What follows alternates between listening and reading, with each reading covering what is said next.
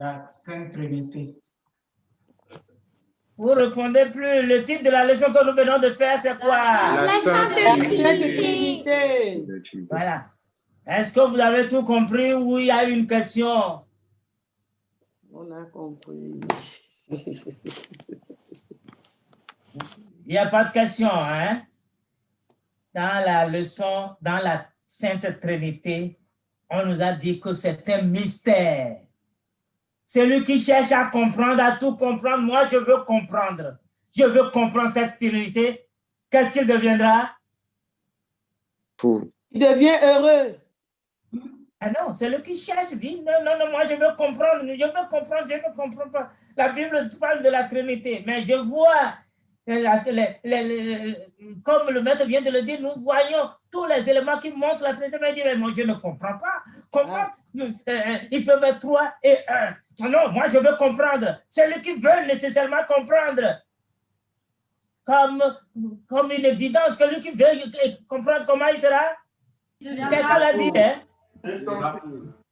Il va devenir fou parce que c'est un mystère. C'est un mystère. Nous n'avons pas l'esprit, nous n'avons pas un cœur qui peut comprendre. Ça, c'est quand nous allons croire. On veut que nous puissions croire. Nous devons croire en cela. Et tous ceux qui ont cru, tous ceux qui croient que s'il leur arrive, sont sauvés. Tous ceux qui croient, ils sont bénis. Parce que c'est la parole de Dieu. Oui. Parce que notre Dieu ne ment pas. Non. Et il a prouvé son asie. Parce que nous avons vu les maîtres, on dit, il y en a qui ont demandé, mais Dieu, je crois, tu fais des choses, je vois. Même Moïse a dit, mais je voudrais te voir. Je voudrais te voir. Mais Dieu, tu me commandes, je fais les choses. J'ai entendu ta voix, j'entends ta voix. J'exécute ce que tu dis. Mais je veux te voir. Qu'est-ce que Dieu lui a dit? Personne ne me voit et vit encore. Merci. Mais ce même Dieu, puisque c'est la Trinité, il a fait quoi? Il s'est fait chair. Il s'est fait chair. Il a dit que personne ne peut le voir et vivre. Mais c'est ce même Dieu qui s'est fait homme et qui est venu habiter parmi Les hommes. Parmi nous, parmi les hommes. C'est pour cela que quelqu'un a demandé à Jésus, mais tu nous parles toujours de Père. Tu nous dis toujours mon Père, mon Père. Mais montre-nous ce Père. Nous voulons connaître qui est ce Père dont tu nous parles souvent. Qu'est-ce que Jésus lui a dit? Celui qui m'a vu a vu le Père. Mais oui, tu m'as vu encore quand tu demandes le Père. Ça veut dire que nous ne pourrons pas comprendre. C'est ce même Dieu qui est devenu chair et qui est venu vivre parmi nous pour que nous puissions être sauvés. Et pour que nous puissions être sauvés, il nous a donné tout et en partant, il nous a dit, allez par tout le monde et prêcher la bonne nouvelle et baptiser-les au nom Du Père, du Fils et du Saint-Esprit. Du Saint-Esprit. Ça veut dire il nous a donné la clé de la Trinité, le Père, le Fils et le Saint-Esprit. Parce qu'avant ça, il avait déjà dit, d'ailleurs après ça, quand il voulait, il est prêt complètement à partir, il a dit, non, votre cœur est contrit parce que je dois partir. Non. Si je ne pars pas, le Père ne vous enverra pas le consolateur. Mais il faut que moi je parte pour que le Père puisse vous envoyer le consolateur. Et le consolateur, quand il sera venu, il fera quoi? Dans toute la vérité. Il vous conduira dans toute la vérité. Ce n'est pas Jésus qui leur apprenait les choses avant, qui leur montrait les choses, qui leur dit c'est comme ça, c'est comme ça, c'est comme ça. Il leur a dit non, moi je partirai, mais je ne vous laisserai pas orphelin. Tout ce que je vous ai appris là, non. Quand le consolateur viendra, il vous mettra, il vous apprendra toutes les vérités. Et ça veut dire que ce n'est pas seulement à ces 12 là. Est-ce que c'est de ces 12 là seulement qu'il parlait? Non. Non. Parce que Pierre a dit, cette promesse est pour vous et pour tous ceux que quoi? Le Père appellera. Que le Seigneur notre Dieu appellera. Ça veut dire toi. Ça veut dire moi. Si nous croyons en Dieu le Père, Dieu le Fils, Dieu le Saint-Esprit, et que nous l'acceptons comme la divinité, et que Jésus nous envoie ce consolateur, ce Saint-Esprit, d'abord nous le connaissons et que nous demandons le salut, nous avons le salut, nous demandons la sanctification et nous avons le baptême de ce Saint-Esprit, il nous conduira dans toutes les vérités. Oui. Parce que avant, Paul, il lisait la Bible, hein? Mais est-ce qu'il comprenait? Non. Non, il ne comprenait pas. Mais quand Jésus s'est manifesté à lui, de lui, et c'est à ce temps-là qu'il a compris tout ce qu'il lisait. Il faisait le contraire de tout ce qu'il lisait, mais sans le savoir. Parce qu'il pensait qu'il faisait bien, n'est-ce pas? Il pensait qu'il faisait bien. Mais quand le Saint-Esprit, Dieu lui s'est manifesté à lui, et qu'il a reçu le Saint-Esprit, il sait maintenant quelle est la vérité. Et c'est en ce temps-là que lui peut parler de la vérité aux autres. Il peut dire au roi Agrippa, mais c'est pour cette vérité que je suis en chaîne. Ça ne dit rien d'être en chaîne. Parce qu'il dit cette vérité, la vérité que je connais là, je suis prêt à mourir pour cette vérité. Que Dieu nous aide à envoyer cette leçon parce qu'il veut que nous puissions croire en la Trinité. Et quand nous croyons à la Trinité et que nous obéissons à la parole de Dieu, la victoire sera pour nous. Amen. Amen. Il a promis la victoire cette année. Et notre Dieu ne ment pas. Quand il promet, il le fait. Amen. À tout ce qu'il a promis aux enfants d'Israël, il y a un verset biblique qui dit, notre Dieu, tout ce qu'il a promis, aucune de ses promesses n'est restée sans quoi? Sans effet. C'est comme ça pour nous aussi, toutes les promesses. Amen. Toutes les promesses dans la Bible, c'est pour toi, non? C'est pour moi, non? Oui. Et si nous croyons en Dieu et que nous croyons en ces promesses, tout ce que nous allons faire, mais Dieu, c'est toi qui as fait cette promesse. Mais cette promesse, c'est pour moi. Je crois en toi. Et si nous le disons, Dieu, il accomplira sa promesse envers nous. C'est pour cela, aujourd'hui, nous allons quand même, après cette leçon, comme nous avons bien compris, lire nous allons lire Marc chapitre 13. On va commencer par le verset 14. Parce que le thème de notre exhortation de ce matin, c'est les signes du temps. Les signes du temps. Il dit, lorsque vous verrez l'abomination de la désolation établie là où elle ne doit pas être, que celui qui lit fasse attention. C'est la première phrase que nous avons. Les abominations. Est-ce que nous ne voyons pas les abominations aujourd'hui? Oui. Tout ce qui se passe aujourd'hui. Ça me ramène d'abord au passage que nous avons déjà lu pour nos bénédictions de cette nouvelle année.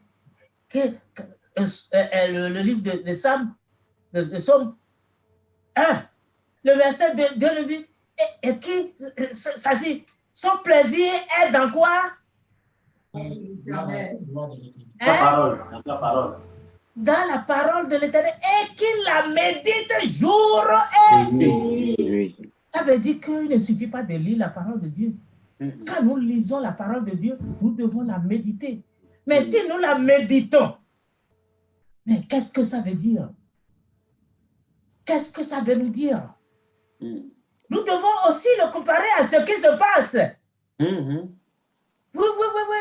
Si nous méditons vraiment la parole de Dieu, nous devons voir qu'actuellement, tout ce qui se passe nous dit que Jésus revient. Oui.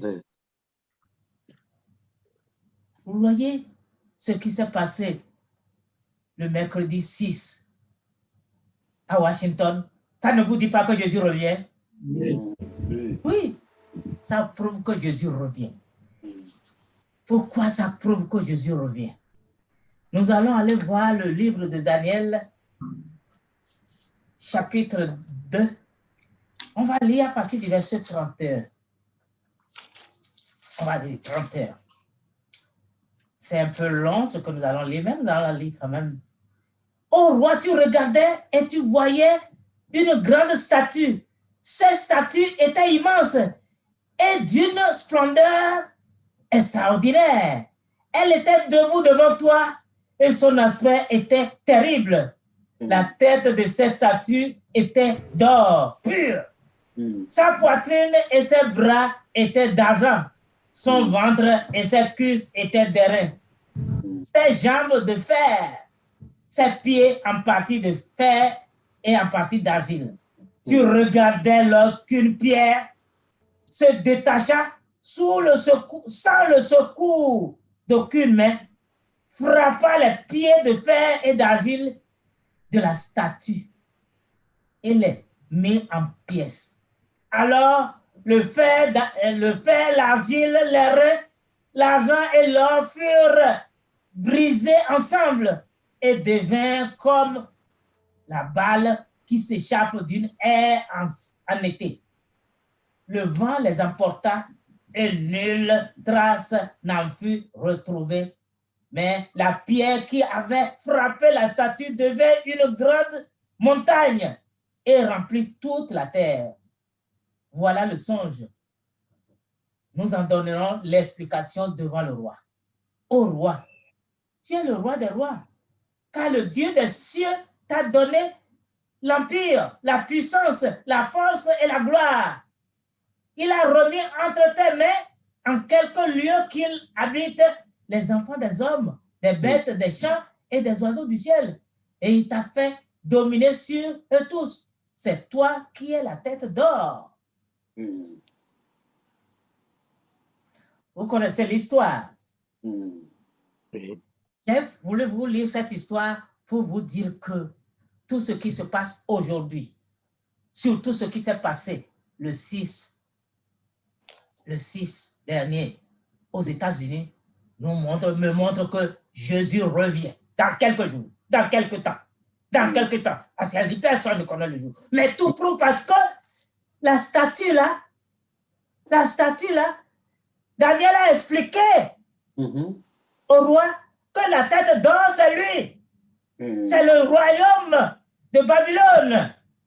Mais après lui, il y aura un autre royaume qui sera derrière. Nous avons vu le royaume des Perses après le royaume de Babylone. Et il y a un autre royaume qui sera le royaume de fer, qui sera cruel. C'était qui? Les Romains. Ce sont les Romains, mon frère. Dis-lui. Ce sont les Romains. Ils ont été cruels. Ils ont tué des gens. Ils ont fait pour avoir le royaume. Est-ce qu'on entend encore les Romains aujourd'hui? Non. Non, on ne les entend pas. Donc, les royaumes qu'il y a aujourd'hui, c'est les royaumes le pied, là, la terre mélangée d'argile.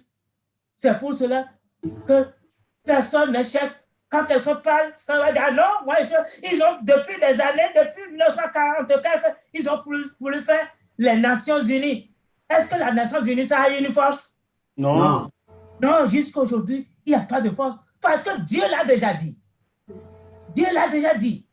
Et maintenant, si nous voyons ce qui se passe en Amérique actuellement, nous allons voir que cette pierre risque de se détacher. Et cette pierre qui va se détacher, c'est qui? Jésus. C'est Jésus. C'est cette pierre qui va briser tout. Tout ce qui était fait, terre et puis, il va tout briser. Il va devenir une grande montagne. Il va devenir une grande montagne qui va venir régner. Si nous méditons sur la parole de Dieu, nous devons savoir que Jésus revient. Si nous voyons, qu'on laisse l'histoire des États-Unis, quand nous voyons même la pandémie qui sévit dans le monde aujourd'hui, est-ce que ça ne nous montre pas que Jésus revient? Oui. Oui, ça nous montre que Jésus revient. Et quand je vois les gouvernants aujourd'hui, j'ai pitié d'eux. Parce qu'ils font tout, les gens, parce que il y en a même qui ont l'honnêteté de dire, nous ne maîtrisons pas. Nous allons pas. C'est-à-dire, ils disent les choses qu'ils voient aujourd'hui. Ce qu'ils disent aujourd'hui, c'est différent de ce qu'ils ont dit hier. Mais puisqu'ils ne savent pas ce qui va durer 2 jours, est-ce qu'ils savent? Ils savent. Non. Non. Quand ils nous ont mis en couvre-feu à 18h, maintenant, ils nous ont dit, oui, nous vous avons mis en couvre-feu à 18h. Mais si ça change, si nous voyons que ça ne va pas, qu'est-ce que nous allons faire? Nous allons vous confiner. Ça veut dire qu'ils ne maîtrisent plus rien. Et tout ça, ça nous montre que le monde n'a plus de force. Et que c'est Jésus qui revient. Amen. Il va revenir. Amen. Mais c'est que Jésus doit revenir. Est-ce que je suis prêt à le rencontrer? Est-ce que je suis prêt pour rencontrer Jésus? Est-ce que je suis prêt? Dieu m'a ouvert les yeux. Dieu t'a ouvert les yeux pour que nous puissions savoir les signes du temps, les signes des choses qui doivent arriver. Il dit, quand vous voyez ces choses, sachez que le Fils de l'homme est à la porte. Est à la porte. Oui. Ça veut dire que Jésus est à la porte.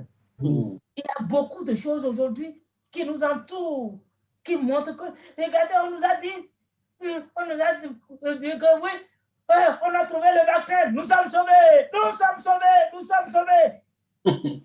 Celui qui va fabriquer les vaccins aujourd'hui dit, mais les vaccins, je ne peux plus, je n'ai pas la force de fabriquer, parce que toi tu en demandes, l'autre en demande, mais je ne peux pas. Je ne peux pas. Nous avons vu, est-ce que ça veut dire que nous sommes sauvés? Non. Non. C'est Dieu seul qui peut nous sauver. Oui. C'est Dieu seul qui peut nous sauver. C'est pour cela que je voudrais que toi et moi, nous puissions réfléchir à ce qui nous entoure, à tous les événements qui nous entourent, parce que le livre de Marc 13, là, nous a dit complètement. Marc 13, là, nous a dit complètement. Si nous lisons le verset 28 et le verset 35, le verset 28 nous dit, attendez, je vais le lire. Instruisez-vous par une comparaison tirée du figuier. Nous l'avons déjà vu. Nous avons vu qu'Israël est revenu et qu'il est devenu fort. Ils sont vraiment installés.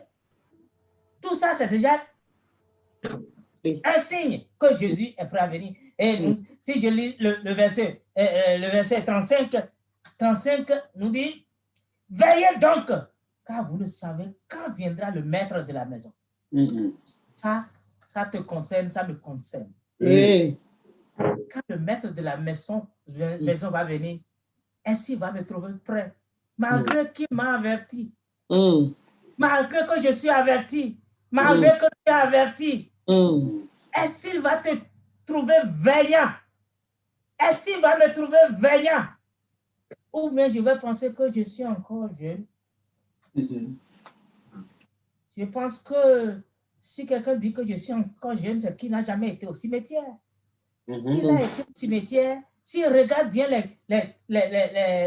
tombeaux, il va voir qu'il y a quelqu'un qui est déjà mort à son âge. Oui. Ce qu'il a aujourd'hui, là, il y a quelqu'un qui est déjà mort à cet âge-là. Oui. Ça veut dire que si même Jésus ne revient pas ce matin, la mort peut venir. Oui. Tout le temps. Mais est-ce que je suis prêt? Est-ce que je suis prêt? Dieu nous envoie ces leçons-là. C'est pour que nous puissions nous préparer parce que Dieu veut nous voir prêts. Parce que lui veut nous voir avec lui. Il dit, je m'en vais vous préparer une place. Et quand je m'en serai allé et que je vous aurai préparé une place, je reviendrai. Et je vous prendrai avec moi afin que là où je suis, vous y soyez. Amen. Il veut habiter sa maison que Jésus est parti me préparer. Amen. Moi, je veux aller habiter cette maison que les gens sont en train de préparer pour moi. Que Jésus nous aide à prêter, à habiter cette maison que Jésus est parti préparer pour nous.